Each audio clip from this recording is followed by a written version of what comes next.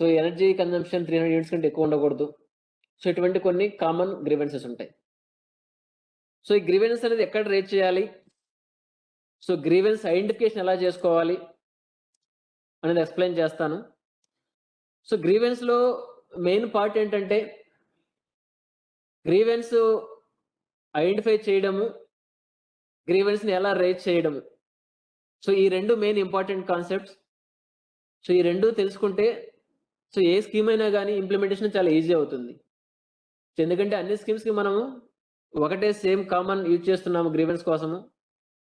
So, ఒక స్కీమ్‌లో మీరు ఒకసారి నేర్చుకుంటే, అన్ని స్కీమ్స్‌కి సేమ్ ప్రొసీజర్ ఉంటుంది. సో, ఈజీ అయిపోతుంది. సో, మీరు ఈ పోర్టల్ మీకు అందరికీ పరిచయమే. ఇదొచ్చేసి మన ఏపీ సేవ లేకముందున్న ఓల్డ్ పోర్టల్. సో, మీరు ఇక్కడి నుంచైనా గాని ఏపీ సేవ పోర్టల్ రీడైరెక్ట్ అవ్వచ్చు. లేకపోతే డైరెక్ట్ మీరు ఏపీ సేవ మీద క్లిక్ చేసి ఏపీ సేవ పోర్టల్‌కెళ్ళొచ్చు. సో, ఏపీ సేవ పోర్టల్‌కెళ్ళిన తర్వాత సో, లాగిన్ అవ్వాలి.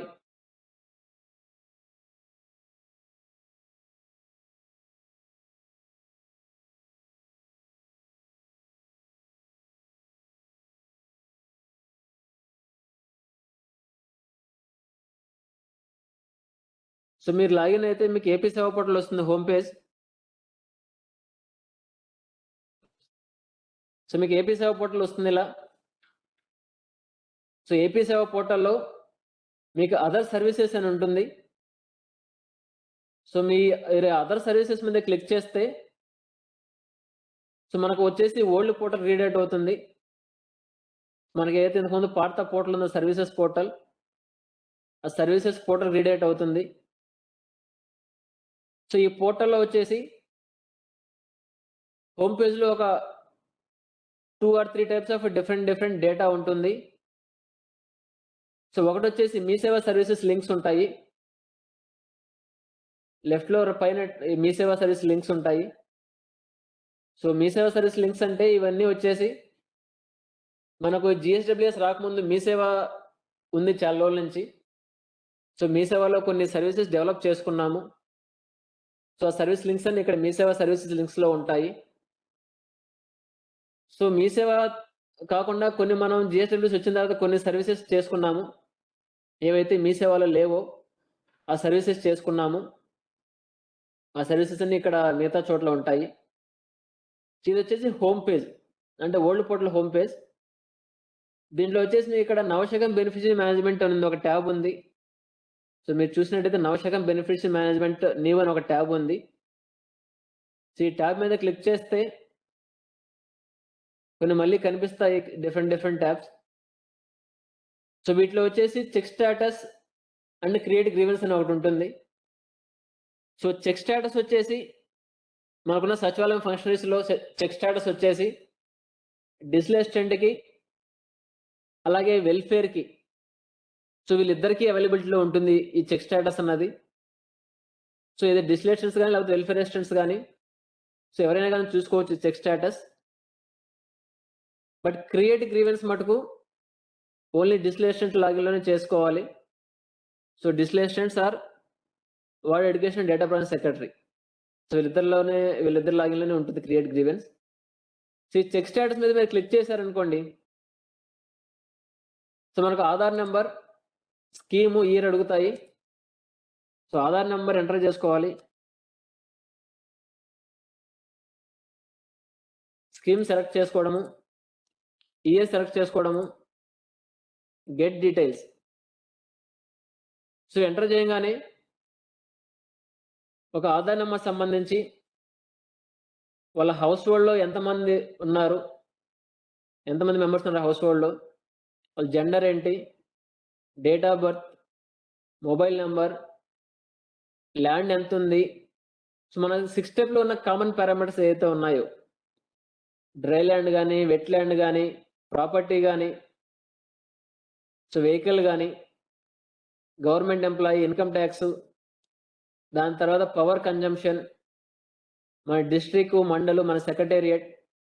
సో, ఇవన్నీ కూడా డీటెయిల్స్ ఉంటాయి దీంట్లో. సో, ఈ డీటెయిల్స్‌లో ఏంటంటే మన హౌస్ హోల్డ్ ఎవరైనా తెలుసుకోవచ్చు.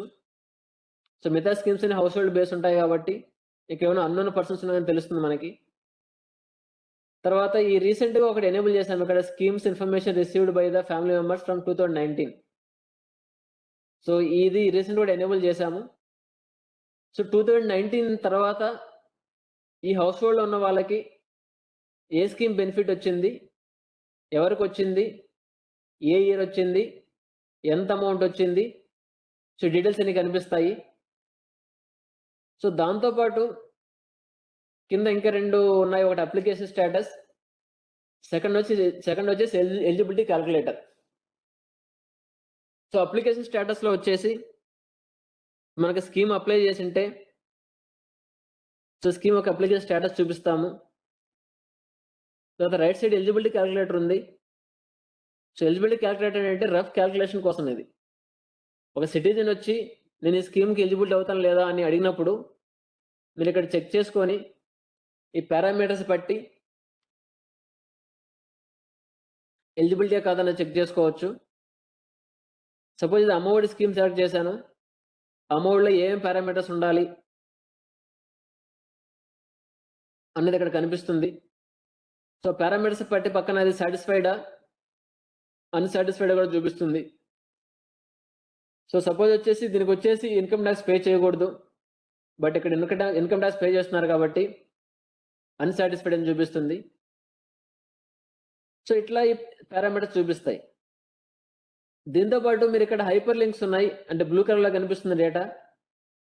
సో వీటి మీద క్లిక్ చేశారనుకోండి ఫర్దర్ డీటెయిల్స్ కనిపిస్తాయి. ఇప్పుడు నేను గవర్నమెంట్ ఎంప్లాయీ మీద క్లిక్ చేశాను.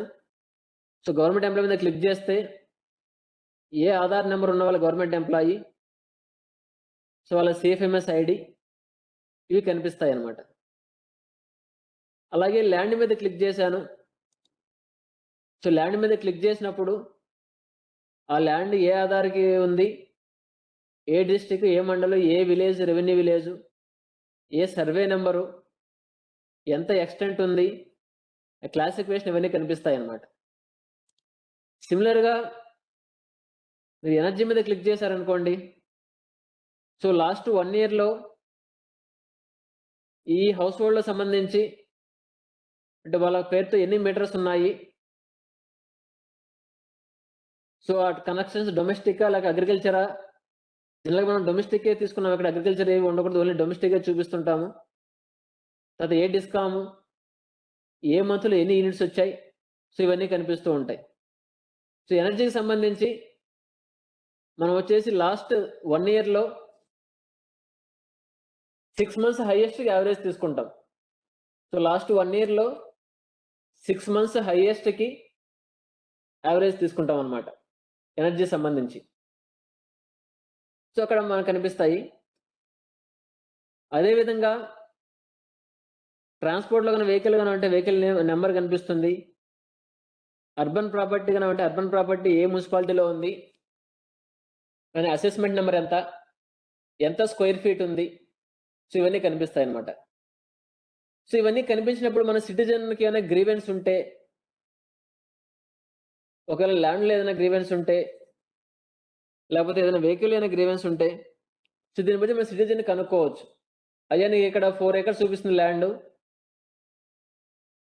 సో కరెక్టా కాదా అని అడిగితే ఆయన చెప్తారు. అక్కడ సర్వే నంబర్‌తో పాటు కనిపిస్తుంది కాబట్టి మనకు తెలుస్తుంది. సో దాన్ని బట్టి మనం గ్రీవెన్స్ ఐడెంటిఫై చేయొచ్చు. ఎక్కడ గ్రీవెన్స్ అయిందని. సో వన్స్ గ్రీవెన్స్ ఐడెంటిఫై చేసిన తర్వాత సో ఆ గ్రీవెన్స్‌కి ఉన్న సర్వీస్ రిక్వెస్ట్ కూడా ఐడెంటిఫై చేసుకోవాల్సొస్తుంది. సో గ్రీవెన్స్ ఐడెంటిఫై చేసిన తర్వాత దానికి సర్వీస్ రిక్వెస్ట్ ఎలా రేజ్ చేయాలి అన్నది కూడా చెప్తాను. బట్ మనం గ్రీవెన్స్ వన్స్ సిటిజన్ గ్రీవెన్స్ ఉందని వచ్చారనుకోండి. సో గ్రీవెన్స్ ఉందని వచ్చినప్పుడు ఫస్ట్ స్టెప్‌లో గ్రీవెన్స్ క్రియేట్ చేయడం. సో గ్రీవెన్స్ క్రియేట్ చేయడం అనేది ఇంపార్టెంట్. సో మనం ఇక్కడ కింద beneficiary satisfied yes or no అని ఉంది. సో దాని మీనింగ్ ఏంటంటే పైన చూపించిన డేటా అంతా కూడా సిటిజన్ కరెక్ట్ అన్నాడు అనుకోండి. సో డేటా అంతా ఎక్కడ తప్పు లేదు. డేటా కరెక్ట్‌గా ఉంది అంటే సో అక్కడ ఎటువంటి గ్రీవెన్స్ ఉండదు. Beneficiary satisfied yes. ఎటువంటి గ్రీవెన్స్ ఉండదన్నమాట. బట్ బెనిఫిషియరీ సాటిస్ఫై కాలేదు. అంటే అక్కడ మనం చూపించిన డేటా తప్పు ఉందంటున్నాడు, ఆయన ల్యాండ్ ఎవరికైనా రాంగ్ సీడ్ అయిందనో అట్లా ఏదైనా అంటున్నారు అంటే దాని అర్థం ఏంటంటే తన గ్రీవెన్స్ ఉంది, benefit not satisfied. So no select చేసుకోవాలి. ఇక్కడ గ్రీవెన్స్ టైప్స్ ఉన్నాయి. సో టైప్స్లో ఎటువంటి గ్రీవెన్స్ సెలెక్ట్ చేసుకోవాలి, చేసుకున్న తర్వాత మొబైల్ నెంబర్ సెలెక్ట్ చేసుకోవాలి, తర్వాత రిమార్క్స్ ఎంటర్ చేసి సబ్మిట్ చేయాలి గ్రీవెన్స్. సో ఎటువంటి గ్రీవెన్స్ ఉన్నా చేయాల్సిన ఫస్ట్ స్టెప్ ఏంటంటే, ఫస్ట్ స్టెప్లో గ్రీవెన్స్ అనేది క్రియేట్ చేయడం, క్రియేట్ గ్రీవెన్స్. సో ఇది చాలా చాలా ఇంపార్టెంట్. సో క్రియేట్ గ్రీవెన్స్ చేయకపోతే ఆ బెనిఫిషరీ గ్రీవెన్స్ ఉందని తెలియదు. సో ఇప్పుడు అమౌంట్లో దగ్గర దగ్గర 43 lakhs బెనిఫిషియరీ ఈకేవైసీ పంపించాము, ఎలిజిబిలిటీ లిస్ట్లో 43 lakhs పెట్టాము. సో మిగతా అంతా ఎలిజిబిలిటీలో ఉన్నారు. సో గ్రీవెన్స్ రేజ్ చేయకపోతే తెలియదు అనమాట, గ్రీవెన్స్ ఉందా లేదని తెలియదు. సో ఫస్ట్ క్రియేట్ గ్రీవెన్స్లో గ్రీవెన్స్ క్రియేట్ చేస్తే సో మాకు తెలుస్తుంది బ్యాక్ ఎండ్లో ఈ సిటిజన్కి గ్రీవెన్స్ ఉందని. సో ఇది ఫస్ట్ స్టెప్ గ్రీవెన్స్లో. గ్రీవెన్స్ అంతా కూడా మనం ఓల్డ్ పోర్టల్ యూజ్ చేస్తున్నాము. ఓల్డ్ పోర్టల్లో డిఎల్ లాగిన్లో క్రియేట్ గ్రీవెన్స్ అని ఉంది, నవశక బెనిఫిషియరీ మేనేజ్మెంట్ మీద. దాని మీద క్లిక్ చేస్తే ఆధార్ నెంబర్ స్కీమ్ ఎంటర్ చేసి ఇయర్ కూడా సెలెక్ట్ చేసుకోవాలి. సో ఇయర్ కూడా సెలెక్ట్ చేసుకొని కరెంట్ ఏ ఇయర్కి అయితే స్కీమ్ ఉందో దాన్ని సెలెక్ట్ చేసుకొని వెళ్ళిన తర్వాత క్రియేట్ గ్రీవెన్స్ క్రియేట్ చేసుకోవాలి. సో గ్రీవెన్స్ వచ్చేసి ఇక్కడ అంటే 2 ఉండొచ్చు. ఒకటి కామన్ పారామీటర్స్, ఏదైతే నేను ఇంతకుముందు చెప్పానో ప్రతి స్కీమ్కి కొన్ని కామన్ ఎలిజిబిలిటీ పారామీటర్స్ ఉంటాయి. డ్రై ల్యాండ్ అయితే 10 acres, వెట్ అయితే 3 acres, రెండు కలిపితే 10 acres కానీ, లేకపోతే అర్బన్ ప్రాపర్టీ 1000 square feet కానీ, ఎవరు గవర్నమెంట్ ఎంప్లాయీ ఉండకూడదు, ఇన్కమ్ ట్యాక్స్ పే చేయకూడదు, సో 4-wheeler ఉండకూడదు. సో ఇటువంటి ఎక్సెప్ట్ ఒక ఆరోగ్యశ్రీ తప్ప మిగతా అన్ని కూడా సేమ్ ఒకటే లిమిట్స్ ఉంటాయి. కొంచెం ఆరోగ్యశ్రీకి అయితే హైయర్ లిమిట్స్ ఉంటాయి. సో దాంతోపాటు కొన్ని స్కీమ్ స్పెసిఫిక్ గ్రీవెన్స్ ఉండొచ్చు. సపోజ్ అమ్మఒడి తీసుకున్నాం అనుకోండి, జేవీడి తీసుకున్న వాళ్ళు అమ్మఒడికి ఎలిజిబుల్. ఎందుకంటే అమ్మఒడి వచ్చేసి ఇంటర్మీడియట్ స్టూడెంట్స్ వరకు ఉండేది, జేవీడి వచ్చేసి డిగ్రీ అండ్ అబోవ్ స్టూడెంట్స్ వాళ్ళ కోసం. కాబట్టి జేవీడి వస్తుంటే అమ్మఒడి రాకూడదు. సో అటువంటి కొన్ని వాల్యుయేషన్స్ ఉంటాయి. సో ప్లస్ అటెండెన్స్ పర్సంటేజ్ ఒకటి ఉంటుంది. సో ఇవి వచ్చేసి అమ్మఒడికి సంబంధించి స్పెసిఫిక్ గ్రీవెన్సెస్. సో ఇవి కాకుండా ఇప్పుడు మత్స్యకార భరోసా ఉంది. సో మత్స్యకార భరోసాలో బోట్ లైసెన్స్ కంపల్సరీ. బోట్ లైసెన్స్తో పాటు బోట్ రిజిస్ట్రేషన్ చేసుకో ఉండాలి, ప్లస్ ఏజ్ లిమిట్ ఉంది, plus only male eligible. So ఇటువంటి కొన్ని స్కీమ్ స్పెసిఫిక్ గ్రీవెన్సెస్ ఉన్నాయి. సో అట్లా ప్రతి ఒక్క స్కీమ్ కూడా కొన్ని స్కీమ్ స్పెసిఫిక్ గ్రీవెన్స్ ఉంటాయి. సో అమౌంట్ వచ్చేసరికి మనం కొన్ని స్కీమ్స్ వచ్చి గ్రీవెన్స్ ఇక్కడ ఎనేబుల్ చేశాము. సో మనకు వస్తే కామన్ ఇష్యూస్ ఏంటంటే స్కీమ్లో అమ్మఒడిలో నేమ్స్ మిస్ మ్యాచ్, లేకపోతే Aadhaar number miss match, Aadhaar number లేకపోవడము, సో ఈకేవైసీ అవ్వకపోవడము, ఎలిజిబిలిటీ లిస్ట్లో ఉన్నా కానీ ఈకేవైసీ లేక రాకపోవడము, లేకపోతే అటెండెన్స్ ఉన్నా కానీ అటెండెన్స్ లేదని చెప్పి ఇనెలిజిబుల్లో ఉండడము, లేకపోతే మదర్ కానీ స్టూడెంట్ కానీ లేకపోతే ఫాదర్ కానీ గార్డెన్ కానీ డెత్ అయి ఉండడము, లేకపోతే వాళ్ళు రైస్ కార్డులో లేరని చెప్పి ఇనెలిజిబిలిటీ చేయడము. తర్వాత 1 child 1 benefit. So 1 child 1 benefit అంటే ఒక మదర్కి 2 or more child ఉన్నా కానీ సో ఒక మదర్కి ఒకటే బెనిఫిట్ వస్తుంది. సో అటువంటిప్పుడు ఒక చైల్డ్ ఎలిజిబిలిటీలో ఉంటారు, ఈకేవైసీకి వస్తుంది. సెకండ్ చైల్డ్ ఇన్ఎలిజిబిలిటీలో వస్తుంది, దానికి వచ్చేసి 1 child 1 mother అనే రీజన్ వస్తుంది. సో అది 1 child 1 benefit. సో అది కాకుండా కొంతమంది ఎలిజిబిలిటీ లిస్ట్లో ఉంటుంది బట్ ఈకేవైసీకి రాదు. సో ఇట్లా డిఫరెంట్ గ్రీవెన్స్ ఉండొచ్చు స్కీమ్ సంబంధించి. బట్ అన్నిటికి కూడా ఇక్కడ ఇచ్చాము, ఆప్షన్స్ ఇచ్చాము. సో హౌస్ హోల్డ్కి అమ్మఒడికి ఎటువంటి సంబంధం లేదు కాబట్టి హౌస్ హోల్డ్కి గ్రీవెన్స్ వచ్చే ఛాన్స్ లేదు. బట్ ఇన్వాల్డ్ చైల్డ్ కానీ మదర్ కానీ గార్డియన్ ఆధార్ కానీ, సో ఈ మూడిట్లో ఎక్కడన్నా ఆధార్ నెంబర్ రాంగ్ ఉండే చైల్డ్ గాని, మదర్ గాని, గార్డియన్ ఏదైనా ఆధార్ నంబర్ రాంగ్ ఉంటే సో ఈ గ్రీవెన్స్ సెలెక్ట్ చేసుకోవాలి. అక్కడ mother Aadhaar number, child Aadhaar number, child school ID, remark select చేసి సబ్మిట్ చేసుకోవాలి. లేదా ఒకవేళ ఎవరైనా జేవిడి స్కీమ్ వచ్చిందని చెప్పి ఎలిజిబుల్‌లో పెట్టామనుకోండి, వాళ్ళు జేవిడి రాకపోతే సో ఆప్షన్ సెలెక్ట్ చేసుకొని గ్రీవెన్స్ రైజ్ చేసుకోవాలి. తర్వాత నాట్ హ్యావింగ్ రైస్ కార్డ్. మన రైస్ కార్డ్ లేకపోతే ఎలిజిబిలిటీ చేయలేదు. సో బట్ ఎవరో ఒకరు ఉన్నా గాని రైస్ కార్డ్‌లో ఏదో చైల్డ్ గాని లేకపోతే మదర్ గాని సో ఎవరో ఒకరు ఉంటే వాళ్ళకి రైస్ కార్డ్ ఉంటే మనం ఎలిజిబిలిటీ కిందకి ఇచ్చాము. సో ఎవరైనా రైస్ కార్డ్ లేదని ఎలిజిబుల్‌లో పెట్టి వాళ్ళకి రైస్ కార్డ్ ఉందంటే సో వాళ్ళ డీటెయిల్స్ ఎంటర్ చేయాలి. దానికి కూడా same mother Aadhaar, child school ID, rice card number ఇవి ఫిల్ చేసి గ్రీవెన్స్ సబ్మిట్ చేయాలి. అదే చైల్డ్ గాని, మదర్ గాని సేమ్ యూఐడి ఉన్నా గాని ఇక్కడ ఆప్షన్ ఉంది. సో సెలెక్ట్ చేసుకొని కరెక్ట్ ఆధార్ నంబర్ ఎంటర్ చేసుకొని సబ్మిట్ చేయాలి.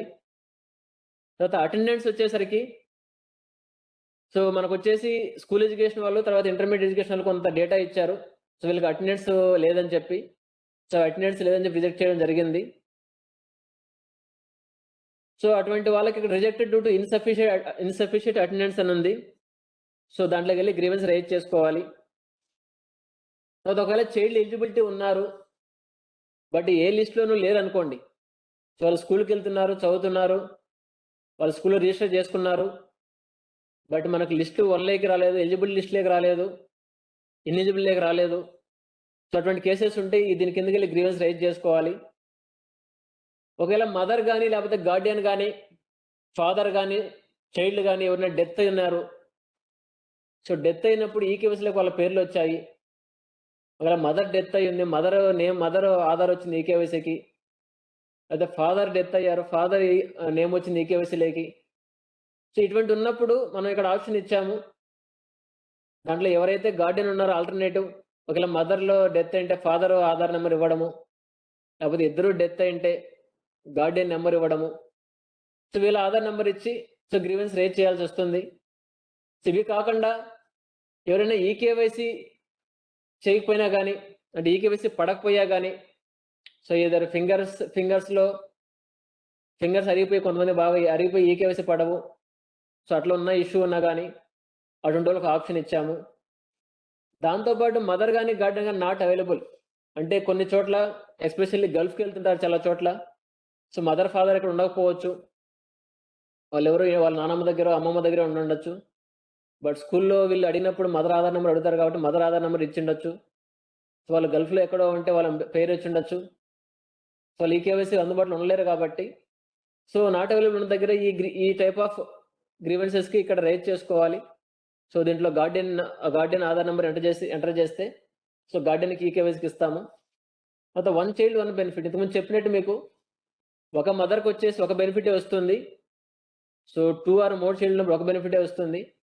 సో ఒక చైల్డ్ ఎలిజిబిలిటీలో ఉంటుంది, సెకండ్ చైల్డ్ ఇన్ఎలిజిబిలిటీలో ఉంటుంది. ఒకవేళ ఇద్దరు కూడా ఇన్ఎలిజిబిలిటీలో ఉన్నారనుకోండి, సో ఒక మదర్కి 2 చైల్డ్ ఉన్నారు, సో ఇద్దరి నేమ్స్ ఇన్ఎలిజిబుల్లో వచ్చాయి,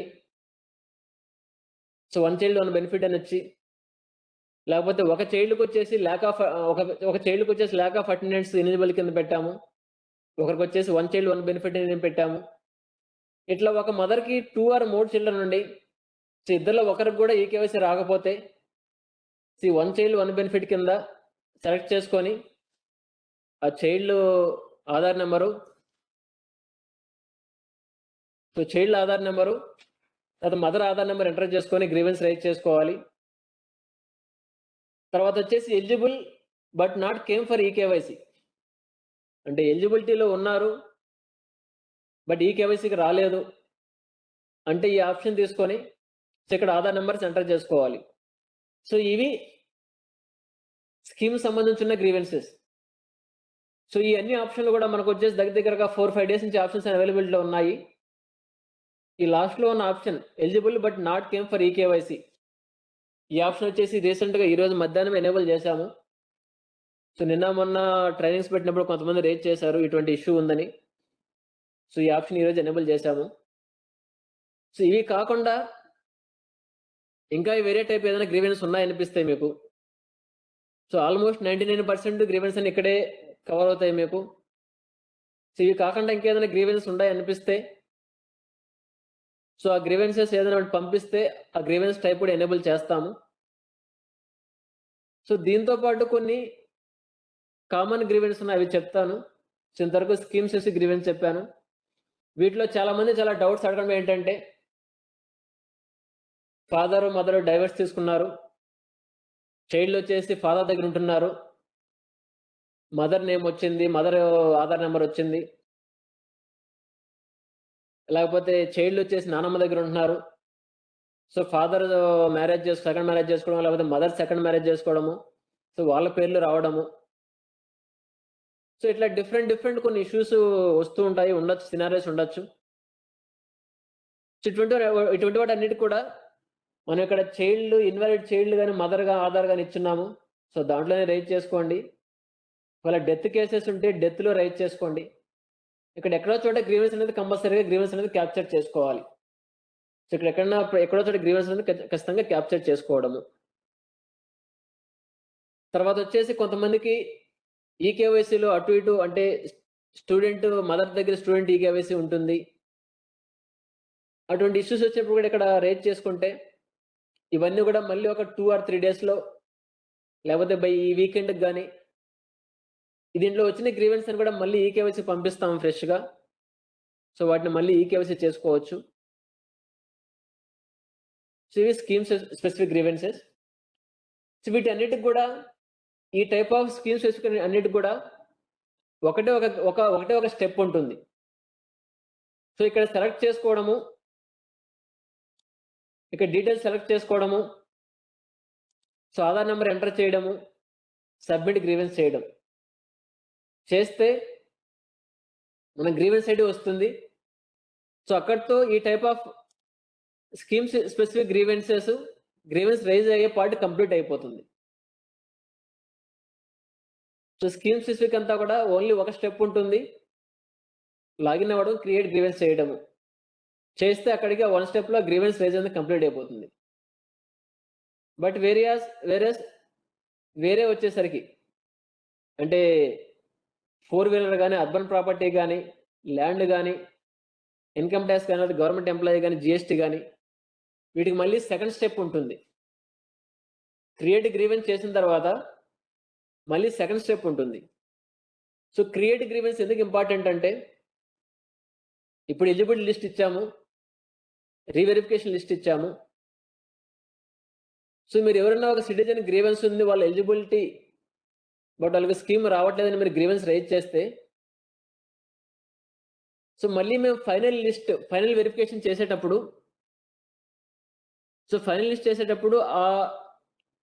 ఆ గ్రీవెన్స్ అన్ని కూడా వాటిని మళ్ళీ చెక్ చేసి, మళ్ళీ 6 స్టెప్ రన్ చేసి, సో, మళ్ళీ వాటిలో వాళ్ళకి బెనిఫిట్ వస్తే మళ్ళీ ఫైనల్ లిస్ట్‌లో పంపిస్తామనమాట. సో, మీరు గ్రీవెన్స్ రైజ్ చేయకపోతే, సో, మాకు తెలియదు. సో, వాటిని మనం 6 స్టెప్ మళ్ళీ రన్ చేయము. కాబట్టి ఇనెలిజిబుల్‌లో ఉండిపోతారు. కాబట్టి గ్రీవెన్స్ రైజ్ చేయడం అనేది ఫస్ట్ ఇంపార్టెంట్. తర్వాత స్కీమ్ స్పెసిఫిక్ గ్రీవెన్స్ వచ్చేసరికి అంటే కామన్ గ్రీవెన్స్ వచ్చేసరికి, సో, కామన్ గ్రీవెన్సెస్‌లో ఒకటొచ్చేసి అగ్రికల్చర్ ల్యాండ్ ఉంటుంది. సో, అగ్రికల్చర్ ల్యాండ్ వచ్చేసి ఆ డేటా అంతా కూడా రెవెన్యూ డిపార్ట్‌మెంట్ మెయింటైన్ చేస్తుంది. సో, అంతా వెబ్ ల్యాండ్ డేటా అంతా మీకు ఐడియా ఉండేది. తర్వాత వచ్చేసి మున్సిపల్ ప్రాపర్టీ వచ్చేసి మున్సిపల్ అడ్మినిస్ట్రేషన్ డిపార్ట్‌మెంట్ చేస్తుంది. ఎంఏఓడి డిపార్ట్‌మెంట్. తర్వాత ఎనర్జీ సంబంధించి డిస్కామ్స్ మెయింటైన్ చేస్తాయి. 4 వీలర్ సంబంధించి transport department data. But caste సంబంధించి రెవెన్యూ డిపార్ట్‌మెంటు. ఏజు, జెండర్ మనం ఆధార్ నుంచి తీసుకుంటాం. ఆధార్ డేటాబేస్ నుంచి తీసుకుంటాము. Income tax, GST, government employee ఇవన్నీ కూడా ఫైనాన్స్ డిపార్ట్‌మెంట్ మెయింటైన్ చేస్తాయి. పేమెంట్ ఫెయిల్యూర్ లేకపోతే ఎలిజిబుల్ ఇన్ ఫీల్డ్ వెరిఫికేషన్ ఇవన్నీ కూడా జీఎస్ఎంఎస్ డిపార్ట్‌మెంట్ చూసుకుంటుంది.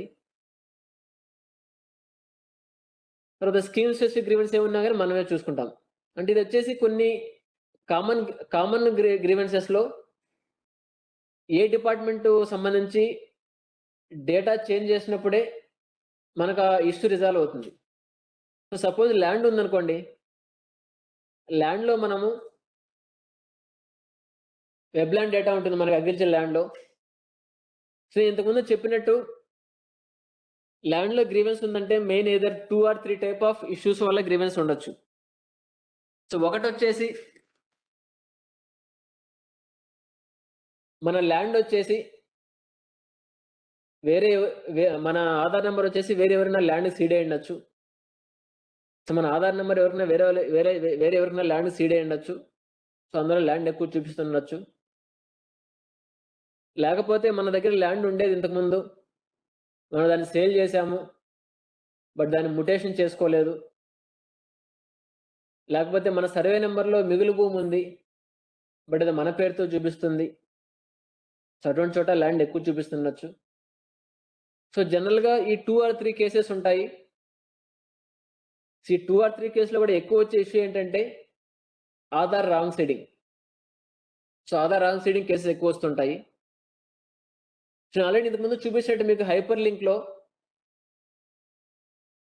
ఈ హైపర్ లింక్‌లో మనం క్లిక్ చేసుకొని చూసుకుంటే ఇక్కడ మనకు ల్యాండ్ చూపిస్తుంది కాబట్టి సో సిటిజన్ అడిగామనుకోండి. సో మీకు ఇంత ల్యాండ్ చూపిస్తుంది. ఇది కరెక్టా కదా అని చూస్తే దీన్ని బట్టి మనకు గ్రీవెన్స్ అంటే గ్రీవెన్స్ ఎటువంటి టైప్ ఆఫ్ గ్రీవెన్స్ అర్థమైపోతుంది. ఒకవేళ నా పేరుతో ల్యాండ్ లేకన్నా గాని ఎక్కడో ల్యాండ్ చూపిస్తుందంటే ఆధార్ రాంగ్ సీడింగ్ అయినట్టు. ఒకవేళ నేను నా పేరుతో ల్యాండ్ ఉండి నేను అమ్మి ఉంటాను. వేరే వాళ్ళు సేల్ చేసి ఉంటాను. బట్ స్టిల్ ఇంకా అక్కడే చూపిస్తుందంటే మ్యుటేషన్ చేసుకోకుండా ఉండొచ్చు. ఒకవేళ సర్వే నంబర్ నాదే. బట్ నాకు ఉండాల్సిందొచ్చేసి 1 ఎకరం, 2 ఎకరాలు అయితే అక్కడ 10 ఎకరాలు, 10 ఎకరాలు చూపిస్తుందంటే మిగులు భూమి ఉన్నట్టు. సో ఇట్లా డిఫరెంట్ సినారియోస్ ఉండొచ్చు. సో మీరు వన్స్ ఆ గ్రీవెన్స్ టైప్ అన్నది ఆ గ్రీవెన్స్ ఎందుకొచ్చిందో చూసుకుంటే సో మీకు ఆటోమేటిక్‌గా ఎటువంటి సర్వీస్ రిక్వెస్ట్ రైజ్ చేయాలనేది తెలుస్తుంది.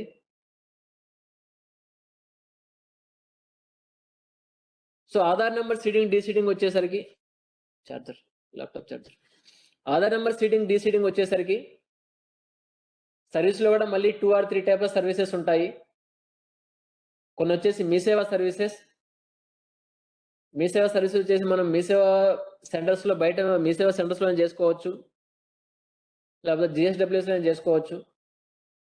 కొన్ని నాన్ మీ సేవా సర్వీసెస్ అవి వచ్చేసి ఓన్లీ జీఎస్‌డబ్ల్యూఎస్ డిపార్ట్‌మెంటో లేకపోతే ఆ రెస్పెక్టివ్ డిపార్ట్‌మెంటో డెవలప్ చేసుకున్న సర్వీసెస్. సో బయట మీ సేవా సెంటర్‌లో అక్కడ అవైలబిలిటీ ఉండదు. త్రూ సెక్రటేరియట్స్ లేకపోతే ఆన్‌లైన్ ద్వారానో అప్లై చేసుకోవాల్సి ఉంటుంది. సో ల్యాండ్ డీసీడింగ్ వచ్చేసరికి అది మీ సేవా సర్వీస్. మనకి ఎప్పటినుంచో మీ సేవలో ల్యాండ్ సీడింగ్ సర్వీస్ ఉండేది. సో దాంట్లో ఇంకొక మాడ్యూల్ డీసీడింగ్ ఒకటి ఎనేబుల్ చేపిచ్చాము.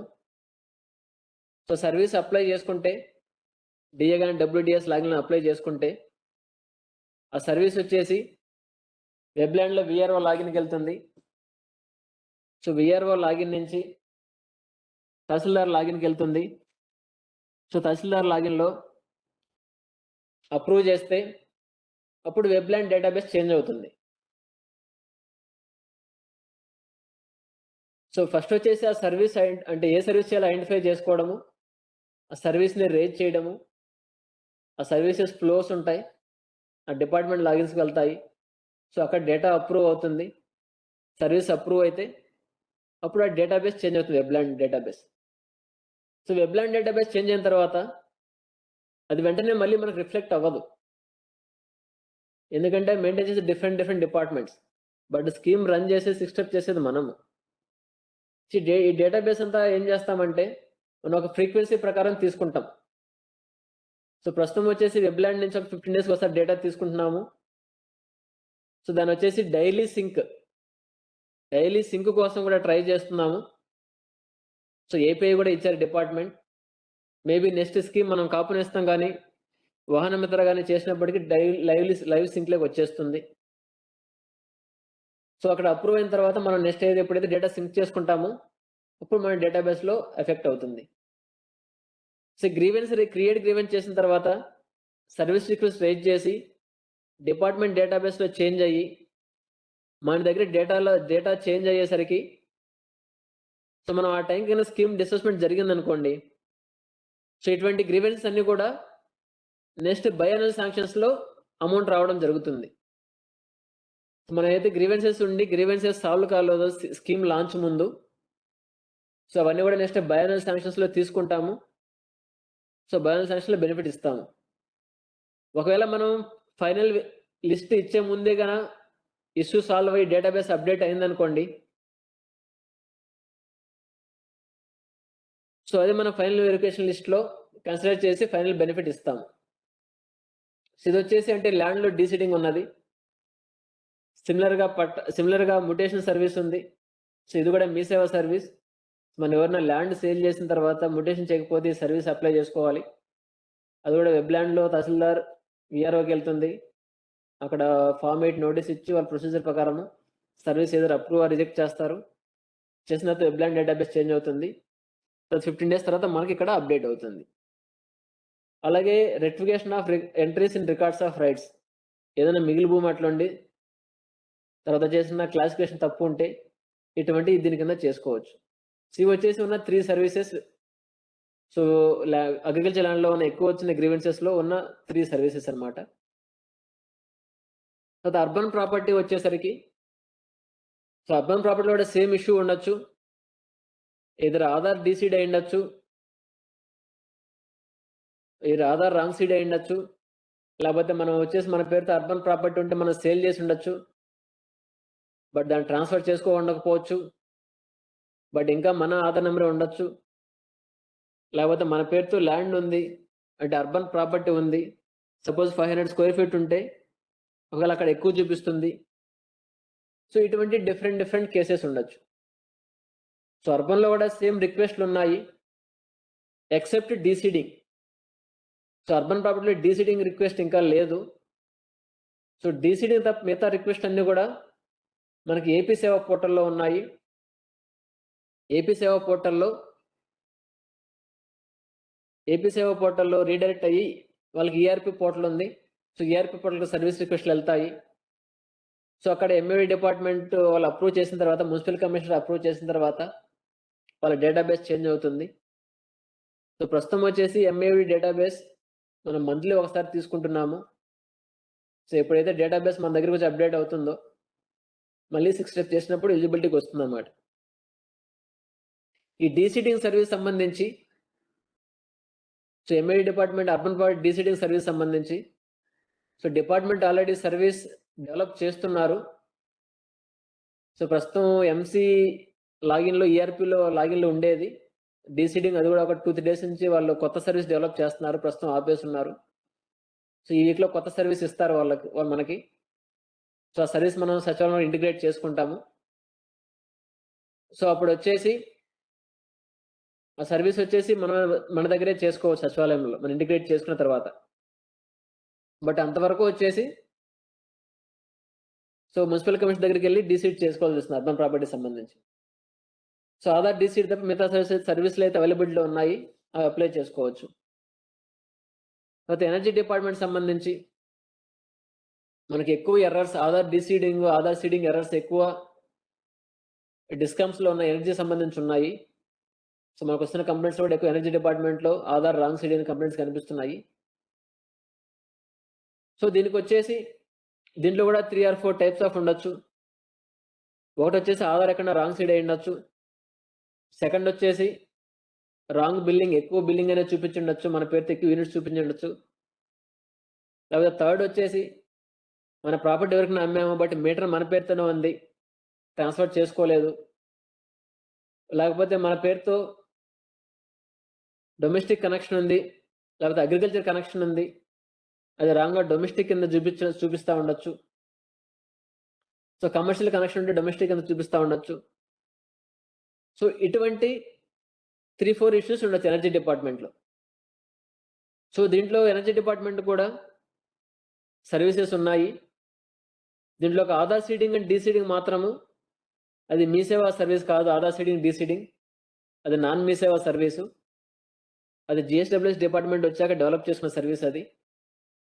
అది కాకుండా మిగతా టైటిల్ ట్రాన్స్ఫర్ కానీ, రాంగ్ బిల్లింగ్ కానీ, లోడ్ చేంజ్ కానీ, కన్వర్షన్ కానీ, ఇవన్నీ మీ సేవా సర్వీసెస్.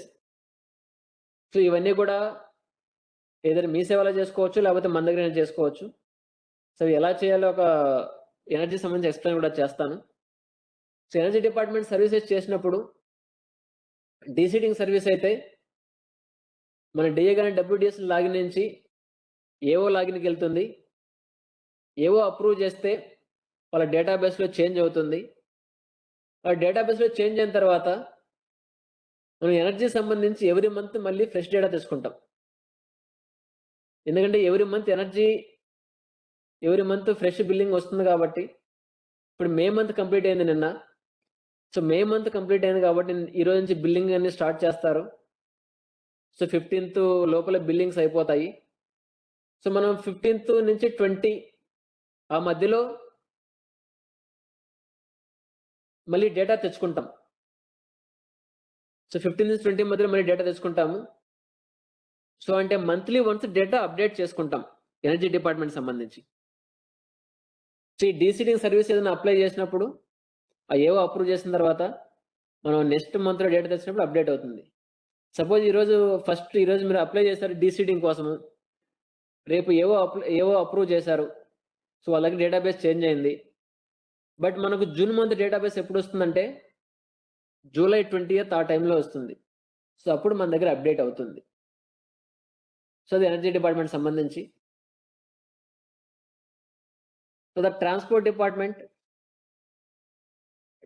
డిపార్ట్‌మెంట్‌లో కూడా సేమ్ టైప్ ఆఫ్ ఇష్యూస్ ఉండొచ్చు. సో, వెహికల్ మనది కాకపోయినా మన ఆధార్ నంబర్ వెహికల్‌కి సీడ్ అయ్యి ఉండొచ్చు. లేకపోతే వెహికల్ మనం సేల్ చేసాము. బట్ ట్రాన్స్‌ఫర్ చేసుకోండకపోవచ్చు. వెహికల్ పాతదయ్యి మనం దాన్ని డెస్ట్రాయ్ చేసాము. బట్ ఇంకా చూపిస్తా ఉండొచ్చు. సో, ఇటువంటి 3, 4 ఇష్యూస్ ఉండొచ్చు. సో, ట్రాన్స్‌పోర్ట్ డిపార్ట్‌మెంట్‌లో 2 టైప్ ఆఫ్ సర్వీసెస్ ఉంటాయి. అంటే కొన్ని సర్వీసెస్‌కు కంపల్సరీ బయోమెట్రిక్ అథెంటికేషన్ తీసుకుంటారు. కొన్ని సర్వీస్‌కొచ్చేసి ఓటీపీ బేస్ మీద సర్వీస్ రిక్వెస్ట్‌లు యాక్సెప్ట్ చేస్తారు. ప్రస్తుతం వచ్చేసి అన్ని సర్వీస్‌లు మనతో ఇంటిగ్రేషన్ చేసుకోన్నాం ట్రాన్స్‌పోర్ట్ డిపార్ట్‌మెంట్. బట్ ఆ బయోమెట్రిక్ డివైస్ ఏదైతే మనవి ఉన్నాయో కంపాటిబిలిటీ కాదు ట్రాన్స్‌పోర్ట్ డిపార్ట్‌మెంట్ సర్వీసెస్‌కి. సో, మనం వాళ్ళనొచ్చేసి ట్రాన్స్‌పోర్ట్ డిపార్ట్‌మెంట్ డివైస్ కంపాటిబిలిటీ కోసం అడిగాము. సో, ప్రస్తుతం వచ్చేసి వాళ్ళ వెండర్స్ చేంజ్ అవుతున్నారు. వాళ్ళ సాఫ్ట్‌వేర్ వెండర్ చేంజ్ అవుతున్నారు. ఎన్ఐసీకి మారుతున్నారు. సో, ఎన్ఐసీ టేక్ ఓవర్ చేసుకున్న తర్వాత ఈ డివైస్ అనేది కంపాటిబిలిటీ చేస్తామన్నారు. సో, 2 ఆర్ 3 మంత్స్ పడుతుంది ఇంకా మన డివైస్ కంపాటిబిలిటీ కావడానికి. సో, ఈ లోపల మనకొచ్చేసి బయోమెట్రిక్ బేస్డ్ ఉన్న సర్వీసెస్ మాత్రం ఇది ట్రాన్స్‌పోర్ట్ డిపార్ట్‌మెంట్ దగ్గర గాని, తర్వాత వచ్చేసి బయట ఎక్కడైనా గాని సర్వీస్ రిక్వెస్ట్ రైజ్ చేసుకోవాల్సొస్తుంది. బట్ ఓటీపీ బేస్డ్ ఉన్న సర్వీసెస్ మాత్రం మనం సెక్రటరీస్‌లో రైజ్ చేసుకోవచ్చు. So, but transport department data అయితే మనము లైవ్ సింక్‌లో ఉంది. సో, ఎవ్రీడే సింక్ చేసుకుంటాము. సో, అక్కడ ఏదైనా డేటా చేంజ్ అయినా గాని మనకు by end of the day updated data వస్తుంది. తర్వాత క్యాస్ట్ సంబంధించి మనం అమోడ్‌లో ఎటువంటి క్యాస్ట్ క్రైటీరియా లేవు. సో, క్యాస్ట్ ఎలిజిబిలిటీ అనేది లేదు. సో, ఏ క్యాస్ట్ ఉన్నా గాని స్కీమ్ వస్తుంది. బట్ మనం నెక్స్ట్ చేసే కాపు నేస్తం వచ్చేసి ఓన్లీ క్యాస్ట్ బేస్డ్ స్కీమ్ అది. అంటే కొన్ని క్యాస్ట్‌లు మాత్రమే ఇస్తాం కొన్ని కమ్యూనిటీస్‌కి. సో, అక్కడ క్యాస్ట్ గ్రీవెన్సెస్ రైజ్ కావచ్చు.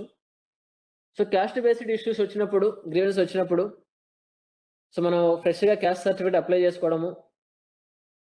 అప్లై చేసుకున్న తర్వాత ఆ స్కీమ్ గ్రీవెన్స్‌లో రిజెక్టెడ్ డ్యూ టు క్యాస్ట్ అనేది ఇస్తాము ఆప్షన్. సో, అక్కడికెళ్ళి ఆ గ్రీవెన్స్ రైజ్ చేసుకొని ఆ క్యాస్ట్ సర్టిఫికేట్ నంబర్ ఎంటర్ చేస్తే దాన్ని వాలిడేట్ చేస్తాము. సో, ఇది క్యాస్ట్ బేస్డ్ గ్రీవెన్సెస్ ఉన్న దగ్గర. తర్వాత ఏజ్, జెండరు, నేమ్.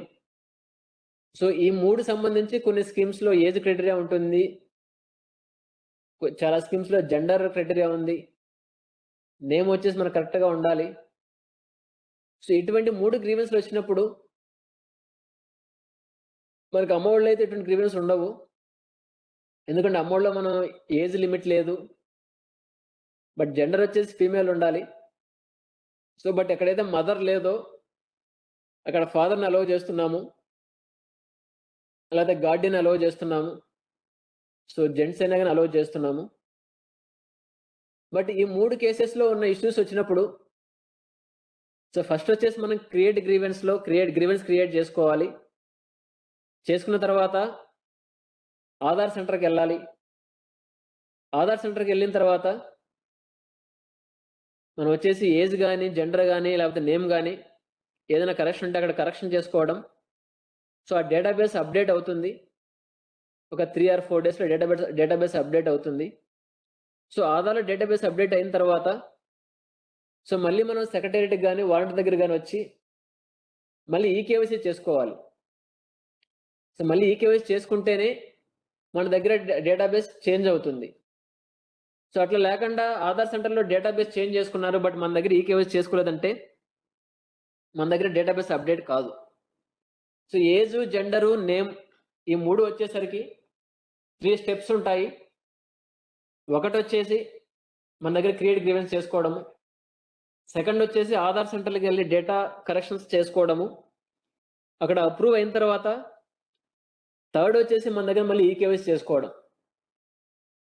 సో ఈ 3 స్టెప్స్లో ఎక్కడ ఏ స్టెప్ మిస్ అయినా కానీ సో గ్రీవెన్స్ రిడ్రెస్ కాదు. సో మిగతా ల్యాండ్ డివిడెండ్ సంబంధించి 2 స్టెప్ ఉంటాయి గ్రీవెన్సెస్. ఒకటి వచ్చి క్రియేట్ గ్రీవెన్స్, సెకండ్ వచ్చేసి సర్వీస్ రిక్వెస్ట్ రైజ్ చేసుకోవడం. So 2 steps compulsory. తర్వాత స్కీమ్ స్పెసిఫిక్ వచ్చేసరికి ఒక స్టెప్పే ఉంటుంది. ఒక స్టెప్లో క్రియేట్ గ్రీవెన్స్ చేసుకోవాలి. తర్వాత income tax, GST, government employee. So ఈ 3 టైప్ ఆఫ్ గ్రీవెన్స్లో వచ్చేసి సో దీనికి వచ్చేసి డేటాబేస్ అనేది ఎక్కడ మాడిఫై అవ్వదు. సో ఎటువంటి సర్వీస్ రిక్వెస్ట్లు లేవు. వీటికి వచ్చేసి మనం ఒక ఫ్లో పెట్టుకున్నాం. అంటే ఎవరైనా ఒకరు వచ్చేసి ఇన్కమ్ ట్యాక్స్ పే చేయట్లేదు, గ్రీవెన్స్ ఉందన్నా కానీ, నేను గవర్నమెంట్ ఎంప్లాయీ కాదు, గ్రీవెన్స్ ఉందన్నా కానీ, జిఎస్టీ పే చేయట్లేదు, గ్రీవెన్స్ ఉందన్నా కానీ, సో ఈ 3 టైప్స్కి ఒక ఫ్లో పెట్టుకున్నాము. సో మన డిఏ కానీ, డబ్ల్యూడిఎస్ కానీ గ్రీవెన్స్ రేజ్ చేస్తారు. రేజ్ చేస్తే అది వచ్చేసి వెల్ఫేర్ లాగిన్కి వెళ్తుంది. అక్కడి నుంచి విఆర్ఓ లాగిన్కి, అక్కడి నుంచి ఎంఆర్ఓకి, ఆర్డీఓకి, జాయింట్ కలెక్టర్కి వెళ్తుంది. జిఎస్టీ అయితే ఎంపీడీఓకి వెళ్తుంది. ఇన్కమ్ ట్యాక్స్ గవర్నమెంట్ ఎంప్లాయీ అయితే ఎంఆర్ఓకి వెళ్తుంది.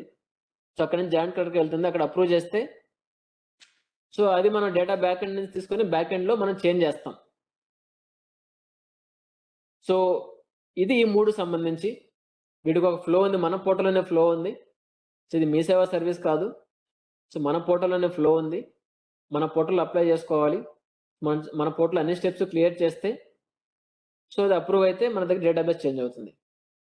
గవర్నమెంట్ ఎంప్లాయీస్కి వచ్చేసరికి అమ్మఒడి సంబంధించి మన శానిటేషన్ వర్కర్స్ని, అంగన్వాడీ వర్కర్స్ని, ఆశా వర్కర్స్ని, సో ఈ 3 టైప్స్ వాళ్ళని సో వాళ్ళ ఇన్కమ్ ఎంత ఉన్నా కానీ వాళ్ళకి ఎలిజిబుల్ చేసి స్కీమ్ ఇచ్చాము. So anganwadi workers, ASHA workers, sanitation సిబ్బంది, సో ఈ 3 టైప్ సంబంధించి వాళ్ళ ఇన్కమ్ లిమిట్తో సంబంధం లేకుండా ప్రతి ఒక్కరిని ఎలిజిబిలిటీ చేయడం జరిగింది. ఒకవేళ అంటే ఒక రేషన్ కార్డులో శానిటేషన్ సిబ్బందితో పాటు వేరే అదర్ పారామీటర్స్ లైక్ ల్యాండ్ కానీ, ఎలక్ట్రిసిటీ కానీ, లేకపోతే వేరే ఏరియా పారామీటర్స్ వేరే ఇంకేమన్నా గవర్నమెంట్ ఎంప్లాయీ ఉండి సో ఇటువంటి ఉన్న చోట మాత్రం స్కీమ్ రాదు. ఎందుకంటే అదర్ పారామీటర్స్ సాటిస్ఫై కాలేదు కాబట్టి. బట్ ఓన్లీ శానిటేషన్ ఎంప్లాయీస్ ఉన్నారు, వాళ్ళ శాలరీ బేస్ మీద అంటే ఎటువంటి రిజెక్ట్ చేయలేదు. సో అటువంటి కేసెస్ కూడా నిన్న మొన్న కొన్ని అవుట్సోర్సింగ్లో కొన్ని వచ్చాయి. సో అవన్నీ మళ్ళీ ఈకేవైసీ పంపించాము. సో ఇక్కడ government employee in the sense permanent employees, outsourcing, discom employees, contract employees వీళ్ళ ఎవరైనా కానీ 12,000 కంటే ఎక్కువ శాలరీ ఉంటే సో అవన్నీ ఇనెలిజిబుల్ కింద వస్తాయి. Except sanitation workers, ASHA workers, anganwadi workers. So దీంట్లో ఏదన్నా గ్రీవెన్సెస్ ఉంటే మనం ఎందుకని చెప్పినట్టు క్రియేట్ గ్రీవెన్స్కి వెళ్ళడము, తర్వాత ఫ్లోలో అప్లై చేయడము. సో ఫస్ట్లో పెట్టిన లిస్ట్కి నిన్నటికి కొంత తేడా ఉంది. అంటే కొంతమంది వచ్చేసి అవుట్సోర్సింగ్ వర్కర్స్ని, శానిటేషన్ వర్కర్స్ని సో మళ్ళీ ఎలిజిబిలిటీ తీసుకొచ్చి ఈ కేసు పంపించాము. అదొకటి. తర్వాత పేమెంట్ రిలేటెడ్ గ్రీవెన్సెస్ మనం ఇంతకుముందు ఎన్పిసిఐ గురించి చెప్పుకున్నాము. సో పేమెంట్స్ ఎలా పడతాయి, ఎన్‌పిసిఐ యొక్క ఇంపార్టెన్స్ ఏంటి అవన్నీ చెప్పుకున్నాము. సో వన్స్ పేమెంట్ ప్రాసెస్ చేసిన తర్వాత సో పేమెంట్స్ అన్నీ కూడా ఇంకా జీఎస్‌డబ్ల్యూఎస్ డిపార్ట్‌మెంటే మానిటర్ చేస్తుంది పేమెంట్స్ కూడా.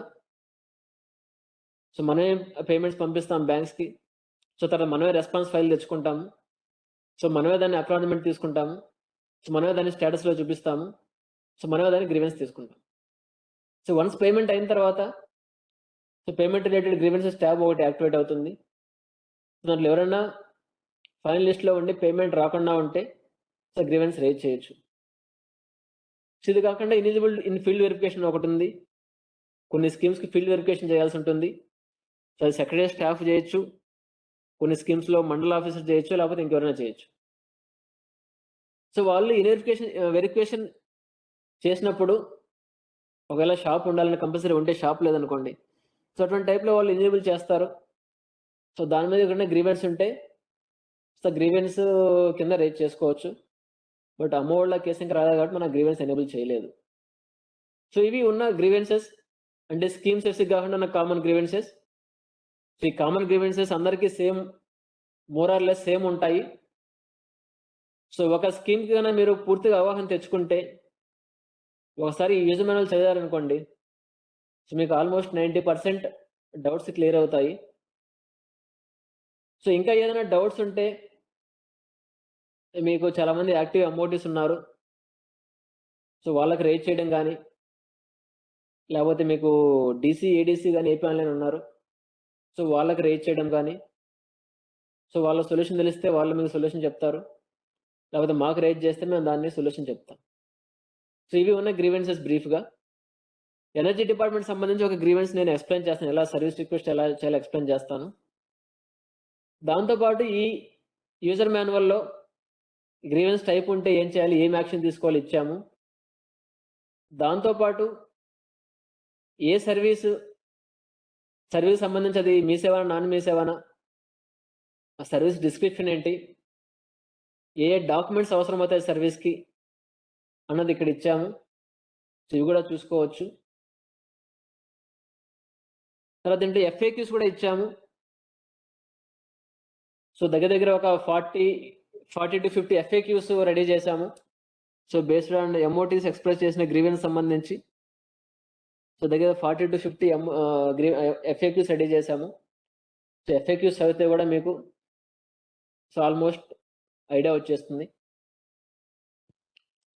ఈ రివైజ్డ్ యూజర్ మాన్యువల్ అంతా కూడా మేము ఆల్రెడీ ఫీల్డ్‌కి పంపించాము 2 డేస్ బ్యాక్ ఎంఓటీస్‌కి. తర్వాత ఫీల్డ్‌లో వాళ్ళకి షేర్ చేశాము. తర్వాత ఈ ఎన్‌బీఎం ట్యాబ్ ఏదైతే ఉందో, ఈ ఎన్‌బీఎం ట్యాబ్‌లో కూడా ఈ అప్డేటెడ్ యూజర్ మాన్యువల్ పీడీఎఫ్ కింద లాస్ట్‌లో యాడ్ చేస్తాము. మేబీ బై ఈరోజు నైట్‌కి ఇక్కడ ఎనేబుల్ చేస్తాము. సో ఎవరికన్నా ఒకవేళ ఇంకా ఈ యూజర్ మాన్యువల్ రాకుండా ఉంటే మీ ఎంఓటీస్ దగ్గర గానీ, లేకపోతే మీ డీసీఏడీస్ దగ్గర తీసుకోండి. ఒకవేళ దొరకకపోతే ఇక్కడ ఈ నవశకం బెనిఫిషియరీ మేనేజ్మెంట్ ట్యాబ్‌లో కింద ఎనేబుల్ చేస్తాం. సో ఈరోజు నైట్‌కి ఎనేబుల్ చేస్తాము. సో ఇంకా ఎవరికన్నా ఈ లిస్ట్ డౌన్‌లోడ్‌లో ఇష్యూ, తర్వాత హోల్డ్ ఆప్షన్‌లో ఇష్యూ ఏదైనా ఉంటే మీ ఎంఓటీస్ గానీ, లేకపోతే మీ డీసీలు గానీ, ఏడీసీ గానీ కనుక్కోండి. సో హోల్డ్ ఆప్షన్ వచ్చేసి న్యూ ఎన్‌బీఎం పోర్టల్‌లో ఉంటుంది. దాంట్లో లాగిన్ అయితే అది ఓన్లీ వెల్ఫేర్ అసిస్టెంట్‌లో మాత్రమే ఉంటుంది. లాగిన్ అయితే దాంట్లో సోషల్ ఆడిట్ రిమార్క్స్ అని లెఫ్ట్ సైడ్ పేజ్ ఉంటుంది. ఆ పేజ్‌లో సోషల్ ఆడిట్ రిమార్క్స్ అని ఉంటాయి. సో దాని మీద క్లిక్ చేస్తే హోల్డ్ ఆప్షన్ కనిపిస్తుంది. తర్వాత లాగిన్‌లో వచ్చేసి కొంతమంది మొబైల్ నంబర్స్‌తో రాంగ్ ఉన్నాయి, లాగిన్ కాలేదన్నారు. సో లాగిన్ కాకుండా ఉంటే వాళ్ళు ఏం చేయాలంటే 8 ఎంప్లాయీస్‌లో మీ మొబైల్ నంబర్ కరెక్ట్‌గా ఉందా లేదా? 8 ఎంప్లాయీస్‌లో మీ మొబైల్ నంబర్ కరెక్ట్‌గా ఉందా లేదా అన్నది చూసుకోవాలి. ఒకవేళ 8 ఎంప్లాయీస్ మీ మొబైల్ నంబర్ లేకుండా ఉంటే 8 ఎంప్లాయీస్ డేటా అప్డేట్ చేసుకోండి. ఇక్కడ ఆల్రెడీ ఉంది 8 ఎంప్లాయీ వాలంటరీ డీటెయిల్స్ అని. ఈ ఫీల్డ్ వచ్చేసి డీఏఎల్‌కి, పంచాయత్ సెక్రటరీలకి. సో అర్బన్‌లో అయితే డబ్ల్యూడీఎస్‌కి, వార్డ్ అడ్మిన్ సెక్రటరీకి. సో ఈ ఫీల్డ్ యాక్టివ్ ఉంటుంది. దాంట్లో 8 ఎంప్లాయీస్ డేటా ఫిల్ చేసుకుంటే దాన్ని మేము వచ్చేసి ఒక 2 ఆర్ 3 డేస్‌కి ఒకసారి తీసుకొని వాటిని యాక్టివేట్ చేస్తాం. సో లాస్ట్ 2 డేస్ నిన్న ఒకసారి యాక్టివేట్ చేశాము. ఈ మధ్యలో ఇంకా ఎవరికన్నా లాగిన్ కాకుండా ఉంటే 8 ఎంప్లాయీస్ డేటా ఫిల్ చేసుకోండి. మళ్ళీ ఒక 2 డేస్ తర్వాత మళ్ళీ అవి కూడా యాక్టివేట్ చేస్తాము. సో ఈ లాగిన్ సంబంధించి. సర్వీస్ రిక్వెస్ట్ రైజ్ సంబంధించి నేను ఆల్రెడీ చెప్పాను. సో కామన్ క్రైటీరియా ఉన్న ల్యాండ్ గాని, అర్బన్ ప్రాపర్టీ గాని, లేకపోతే ఎనర్జీ గాని ఇటువంటివి సర్వీస్ రిక్వెస్ట్ రైజ్ చేసుకోవాల్సొస్తుంది. సో సర్వీస్ రిక్వెస్ట్ రైజ్ చేసేదానికి ఏదర్ ఈ ఓల్డ్ పోర్టల్ నవశకం బెనిఫిషియరీ మేనేజ్మెంట్‌లో క్రియేట్ గ్రీవెన్స్ సర్వీస్ రిక్వెస్ట్ అనే ఆప్షన్ ఉంటుంది. So create grievance service request మీదకెళ్తే అక్కడ ఒక డిపార్ట్మెంట్ సంబంధించి ఈచ్ డిపార్ట్మెంట్ సంబంధించి మనకు ఏ సర్వీస్‌లు అవసరమవుతాయో ఆ సర్వీస్ లింక్ ఇవ్వడం జరిగింది. సో ఆ సర్వీస్ మీద క్లిక్ చేసుకొని మన గ్రీవెన్స్ ఐడీ ఉంటుంది. సో గ్రీవెన్స్ ఐడీ ఎంటర్ చేసుకొని ఆ సర్వీస్ అనేది రేజ్ చేయాల్సొస్తుంది.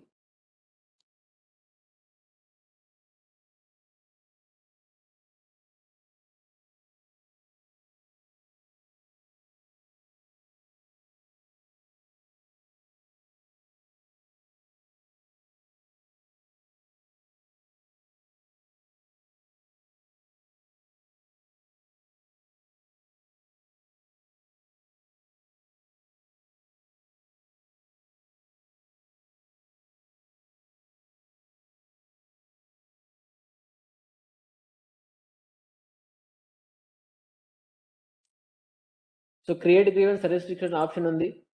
దాని మీద క్లిక్ చేస్తారు. చేస్తే మనకు అవసరమైన సర్వీస్ రిక్వెస్ట్‌లు ఏముంటాయో అవి కొన్ని ఐడెంటిఫై చేసి అక్కడ పెట్టాము. సో వాటిలో కొన్ని ఉండొచ్చు, కొన్ని ఉండకపోవచ్చు కూడా. కొన్ని సర్వీస్ రిక్వెస్ట్ పెట్టడం జరిగింది. సో వాటి మీద క్లిక్ చేసుకొని గ్రీవెన్స్ ఐడీ మన క్రియేట్ గ్రీవెన్స్‌లో గ్రీవెన్స్ ఐడీ వచ్చి ఉంటుంది. సో గ్రీవెన్స్ ఐడీ ఎంటర్ చేసి సర్వీస్ రిక్వెస్ట్ రేజ్ చేయాల్సొస్తుంది. ఇది ఎనర్జీ సంబంధించి అనుకోండి. సీడింగ్, డీసీడింగ్ ఉంది. కన్జ్యూమర్ కంప్లెయింట్స్ ఉన్నాయి, రాంగ్ బిల్లింగ్. తర్వాత వచ్చేసి రెవెన్యూ డిపార్ట్మెంట్ సంబంధించి caste certificate, mobile number and పట్టాదారు సీడింగ్, డీసీడింగ్, మ్యుటేషను, ట్రాన్స్‌పోర్ట్ డిపార్ట్మెంట్ సంబంధించి కొన్ని సర్వీసులు, తర్వాత జీఎస్‌డబ్ల్యూ సంబంధించి ఇన్‌కమ్ టాక్స్, గవర్నమెంట్ ఇవి సర్వీసులున్నాయి. సో వీటి మీద క్లిక్ చేసుకొని గ్రీవెన్స్ ఐడీ ఎంటర్ చేసుకొని సర్వీస్ రిక్వెస్ట్ రైజ్ చేయొచ్చు. నేను ఆల్రెడీ ఎక్స్‌ప్లెయిన్ చేసినట్టు సర్వీస్ రిక్వెస్ట్ రైజ్ చేయంగానే దానికి ఒక ఫ్లో ఉంటుంది. సో ఫ్లో ప్రకారం వెళ్తుంది. అప్రూవ్ అవ్వంగానే డేటాబేస్ చేంజ్ అవుతుంది. సో అట్లా కాకుండా మీరు ఎక్కడికి వెళ్ళకుండా కూడా డైరెక్ట్‌గా కూడా సర్వీస్ అప్లై చేసుకోవచ్చు. సో ఎయిదర్ మీ సేవ సర్వీస్‌లో అయితే మీ సేవకెళ్ళి చేసుకోవచ్చు. బయట మీ సేవ సెంటర్స్‌లో. లేకపోతే మన దగ్గరైనా గానీ మీ సేవ లింక్ ఉంది. మీ సేవ సర్వీస్ లింక్ అని ఉంది. అది వెళ్తే ఇట్లా మీ సేవ హోమ్ పేజ్ వస్తుంది. సో దీంట్లో మళ్ళీ డిఫరెంట్ డిపార్ట్మెంట్ సర్వీసెస్ ఉన్నాయి. సో రెవెన్యూకెళ్తే ఇక్కడ మొబైల్ నంబర్ అండ్ పట్టాదారు ఆధార్ సీడింగ్ ఉంది. మ్యుటేషన్ టైటిల్ డీడ్ కమ్ పట్టాదారు పాస్‌బుక్ ఉంది. అదేవిధంగా మీరు ఎలక్ట్రికల్ డిపార్ట్మెంట్ ఎళ్లారనుకోండి. దీంట్లో డీసీడింగ్ సర్వీస్ ఉండదు. ఎందుకంటే మీ సేవ సర్వీస్ కాదు డీసీడింగ్. ఓన్లీ మీ సేవ సర్వీస్ మాత్రమే దీంట్లో ఉంటాయి. సో కన్జ్యూమర్ కంప్లెయింట్స్ అని ఒకటుంది. సో కన్జ్యూమర్ కంప్లెయింట్స్‌కెళ్ళినప్పుడు దీంట్లో మళ్ళీ చాలా కేటగరీస్ ఉంటాయి. రాంగ్ బిల్లింగ్ గానీ, నేమ్ కరెక్షన్ గానీ, లేకపోతే లోడ్ చేంజ్ గానీ, ట్రాన్స్‌ఫర్ గానీ, కేటగరీ చేంజ్ ఇటువంటి డిఫరెంట్ సర్వీసులుంటాయి దీంట్లో. మనకి ఏ సర్వీస్‌లో ఇష్యూ ఉంటే సర్వీస్ తీసుకొని రైజ్ చేసుకోవడము, సబ్మిట్ చేసుకోవాల్సొస్తుంది. అట్లా కాకుండా కొన్ని నాన్ మీ సేవ సర్వీసులుంటాయి. లైక్ నాన్ మీ సేవ అంటే ఒకటి ఇప్పుడు ఎనర్జీ డిపార్ట్మెంట్‌ది ఉంది. సో ఎనర్జీ డిపార్ట్మెంట్‌లో డీసీడింగ్ అనేది నాన్ మీ సేవ సర్వీస్. సో మనం డిస్ట్రిక్ట్ ఎంటర్ చేస్తే మనకు సర్వీస్ వస్తుంది.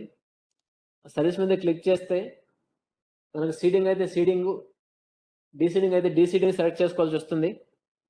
సో డీసీడింగ్ సెలెక్ట్ చేసుకొని ఆధార్ నంబర్ ఎంటర్ చేస్తే మన ఆధార్ నంబర్‌తో ఎన్ని ఎలక్ట్రికల్ మీటర్స్ ఉన్నాయో అవన్నీ కూడా కనిపిస్తాయి. దాంట్లో మనం వచ్చేసి ఏ మీటర్ డీసీడ్ చేయాలో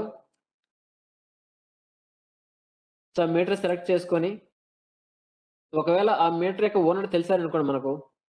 ఓనర్ ఆధార్ నంబర్ ఇస్తే వాళ్ళకి సీడ్ అవుతుంది. ఒకవేళ ఓనర్ నంబర్ తెలియకపోతే సో తెలీదని చెప్పి ఇక్కడ ఉంటుంది కింద is actual owner available. Yes అయితే యాక్చువల్ ఓనర్ ఆధార్ నంబర్ ఇవ్వాలి. ఒకవేళ తెలియకపోతే మనకు నో అని పెట్టడము. సో సిటిజన్ మొబైల్ నంబర్ ఇవ్వడము. Citizen Aadhaar number. తర్వాత వచ్చేసి సిటిజన్ ఆధార్ ఓటీపీ వస్తుంది. లేకపోతే ఈకేవైసీ పెట్టుకునేది జరుగుతుంది. సో దీని ప్రకారం చేస్తే సర్వీస్ రిక్వెస్ట్ రైజ్ అవుతుంది. సో ఈ సర్వీస్ రిక్వెస్ట్ వచ్చేసి మళ్ళీ ఎలక్ట్రికల్ డిపార్ట్మెంట్ ఏవో లాగిన్కి వెళ్తుంది. సో ఏవో అప్రూవ్ చేస్తే వాళ్ళ డేటాబేస్లో చేంజ్ అవుతుంది. సో మంత్లీ మనకు వచ్చినప్పుడు డేటాబేస్ అప్డేట్ అయ్యి వస్తుంది. సో ఇట్లా సర్వీసులకు సంబంధించి ఏదైనా సర్వీసులు డైరెక్ట్గా ఇక్కడ క్రియేట్ గ్రీవెన్స్ సర్వీస్ రిక్వెస్ట్ అనేది చేసుకోవడము, లేకపోతే డైరెక్ట్గా మీ సేవలు ఉంటే మీ సేవలో కానీ, బట్ మన దగ్గర ఉంటే మన దగ్గర డైరెక్ట్గా రైజ్ చేసుకోవచ్చు. బట్ ఫస్ట్ స్టెప్లో క్రియేట్ గ్రీవెన్స్ అనేది కంపల్సరీ. ఎందుకంటే అక్కడ క్రియేట్ గ్రీవెన్స్ చేయకపోతే సో మన గ్రీవెన్స్ ఉన్నట్టు తెలియదు, మళ్ళీ మనము రీవాల్యుయేషన్ చేయం కాబట్టి సో క్రియేట్ గ్రీవెన్స్ అని ఖచ్చితంగా చేసుకోవాల్సి వస్తుంది. సో మనం ఎలక్ట్రికల్ సంబంధించి ఓన్లీ డొమెస్టిక్ మీటర్స్ మాత్రమే కన్సిడర్ చేస్తాము. సో ఓన్లీ మనం డొమెస్టిక్ మీటర్స్ మాత్రమే డేటా తెచ్చుకున్నాము డిపార్ట్మెంట్ నుంచి. సో ఎక్కడన్నా డొమెస్టిక్ కాకుండా అగ్రికల్చర్ మీటర్స్, కమర్షియల్ మీటర్స్ కూడా చూపిస్తున్నాయి అంటే సో ఆ కేసెస్ పంపేయండి, చెక్ చేస్తాము. సో ఇవి బ్రీఫ్గా ఎన్బిఎం గురించి, ఎన్బిఎంలో ఉన్న గ్రీవెన్సెస్ గురించి, ఎలా రైజ్ చేసుకోవాలి, ఎక్కడ రైజ్ చేసుకోవాలి, తర్వాత అమ్మఒడి గురించి, అమ్మఒడిలో ఉన్న ఛాలెంజెస్, సో అమ్మఒడిలో ఉన్న గ్రీవెన్స్ ఎలా రైజ్ చేసుకోవాలి. సో ఇది బ్రీఫ్గా. తర్వాత హౌస్ హోల్డ్ సంబంధించి చాలా మంది డౌట్స్ అడుగుతున్నారు. హౌస్ హోల్డ్లో దీంట్లో అంటే అమ్మఒడికి హౌస్ హోల్డ్కి ఎటువంటి లింక్ లేదు.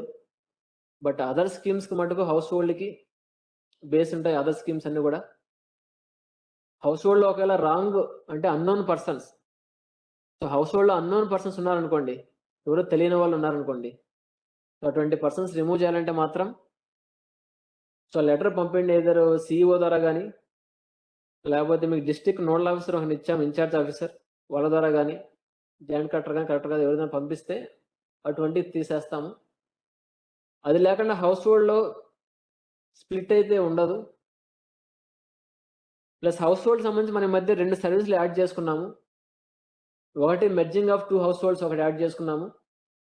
సో మెర్జింగ్లో వచ్చేసి ఒక 2 ఫ్యామిలీస్ సపరేట్గా ఉన్నారు.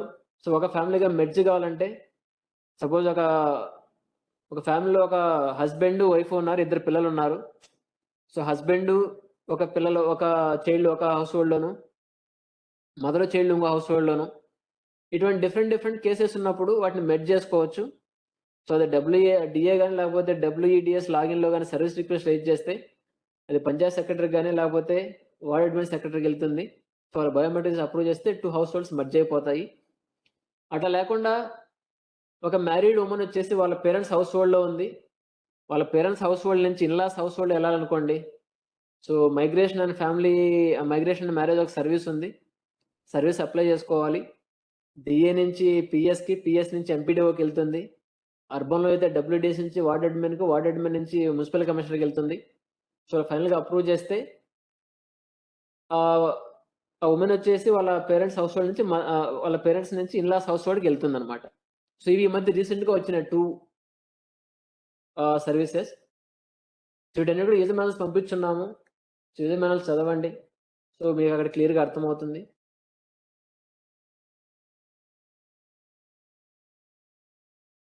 సో DC అనంతపూర్ లైన్లో ఉన్నారా? హ్యాండ్ రైజ్ చేయండి. DC అనంతపూర్.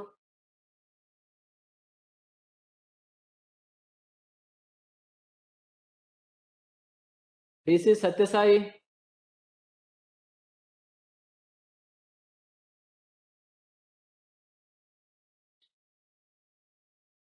తర్వాత వెల్ఫేర్ అసిస్టెంట్ లోకేష్ కొట్టు.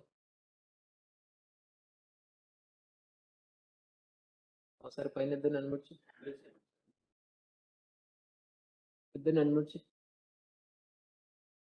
పైన ఇద్దరిని చేసావా? పైన ఇద్దరు. లోకేష్, ఇష్యూస్ ఏమైనా ఉన్నాయా? ఇంకేమన్నా?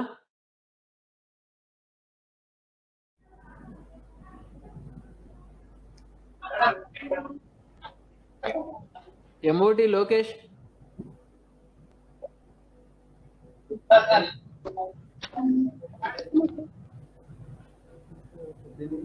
చాట్ ఓపెన్ చేయి, చాట్లో మెసేజెస్ ఓపెన్ చేయి.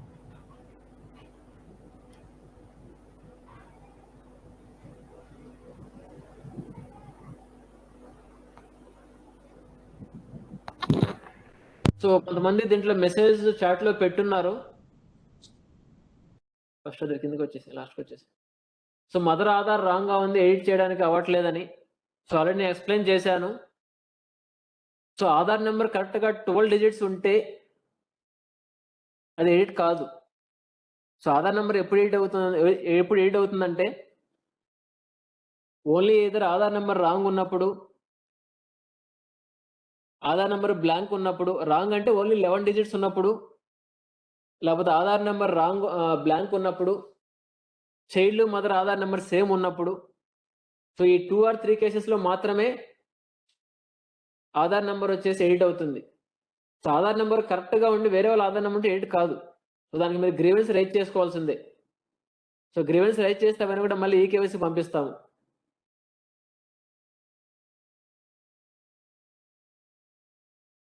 ఇంకా కిందకి రా.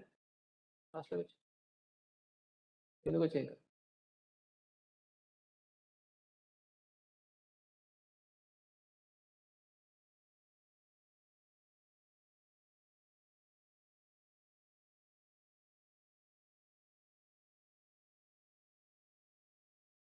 తర్వాత డెత్ సంబంధించి ఈకేవైసీలో ఒకవేళ మీరెవరైనా రాంగ్‌గా డెత్ చేసుంటే, సో మళ్ళీ ఆ ఆధార్ నంబర్ సెర్చ్ చేసుకోండి.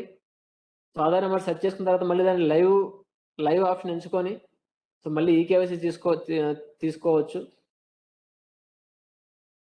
తర్వాత సెపరేట్ కేసెస్ గానీ, డైవర్స్ కేసెస్ గానీ, లేదా డెత్ కేసెస్ గానీ, మదర్ ఎవరైనా ఫాదర్ డెత్ ఉన్నప్పుడు గానీ, సో ప్రస్తుతం వచ్చేసి చైల్డ్ ఎవరి దగ్గర ఉంటారో వాళ్ళ ఆధార్ నంబర్ పెట్టి గ్రీవెన్స్ రైజ్ చేయండి. సో మదర్ ఆర్ చైల్డ్ ప్లేస్‌లో వాళ్ళ ఆధార్ నంబర్ ఇస్తే వాళ్ళ ఆధార్ నంబర్ ఈకేవైసీ పంపిస్తాము.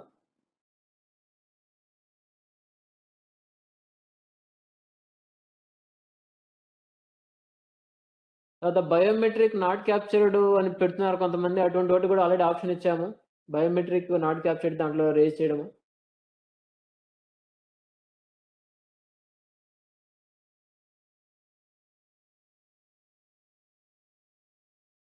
తర్వాత హౌస్ హోల్డ్ వల్ల ఎలిజిబుల్ అయ్యారని చెప్పి పెడుతున్నారు మెసేజ్. హౌస్ హోల్డ్ వల్ల ఎవరిని ఎలిజిబుల్ చేయలేదు.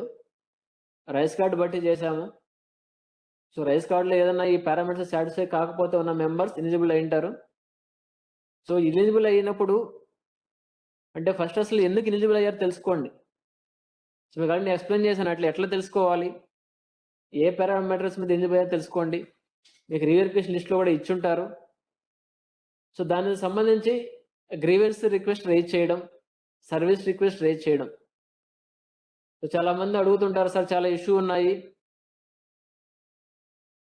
సిటిజన్స్ గొడవ చేస్తున్నారని డిఫరెంట్ మెసేజ్ పెడుతుంటారు. బట్ దానికి పానిక్ అవ్వాల్సిన అవసరం లేదు. ప్రతి ఒక్కదానికి ఒక సొల్యూషన్ ఉంటుంది. సో ఫస్ట్ ఆ గ్రీవెన్స్ ఎందువల్ల వచ్చింది? సో గ్రీవెన్స్ వస్తే డేటాలో ఎక్కడన్నా ఇష్యూ ఉందా? ఒకవేళ డేటాలో ఎక్కడన్నా ఇష్యూ ఉంటే దాన్ని ఎలా రైజ్ చేయాలి రిక్వెస్ట్? సో ఎలా రైజ్ చేయాలి? ఎలా రిడ్రెస్ చేయాలి? సో 3, 4 స్టెప్స్ చదువుకుంటే మీకు ఆటోమేటిక్‌గా ఇష్యూ సాల్వ్ అయిపోతుంది. సో ఇవి బ్రీఫ్‌గా ఉన్న అమ్మఒడి గురించి, తర్వాత ఉన్న ఇష్యూస్ గురించి. సో మీకు ఏదైనా కూడా ఇంకా ఇష్యూస్ ఉంటే డీసీస్, ఏడీసీస్ ద్వారా గానీ, లేకపోతే మీ ఎంఓటీస్ ద్వారా గానీ, సో మాకు పంపిస్తే మేము వాటికి ఆన్సర్ ఇస్తాం. ఓకే. Thank you.